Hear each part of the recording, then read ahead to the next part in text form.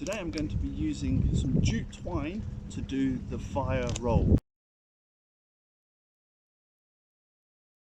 So this is just normal jute twine. You buy it from the garden centre for tying up your plants onto your beanstalks, etc.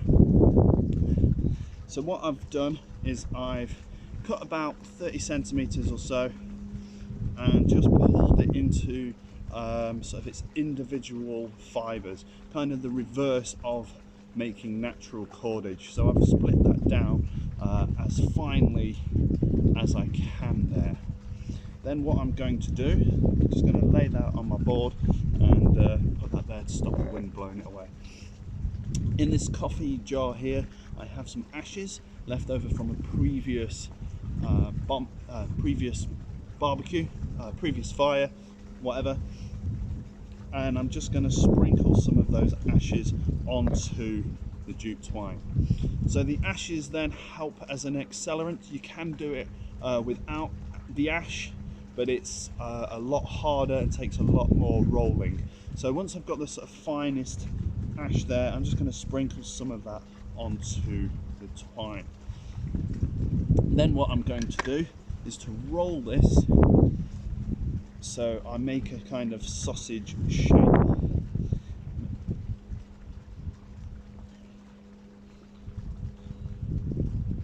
Rolling that nice and tight.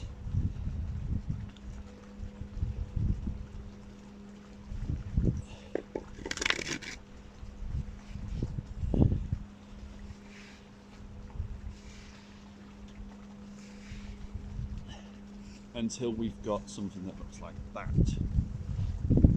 Then, using another board, I'm going to push that several times until that gets nice and firm.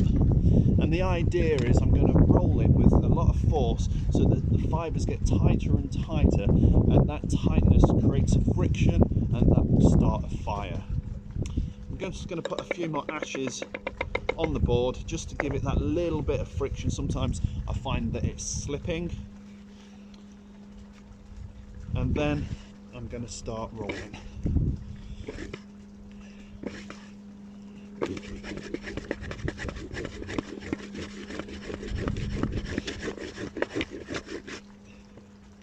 Once it's smoking like that, gently tease it apart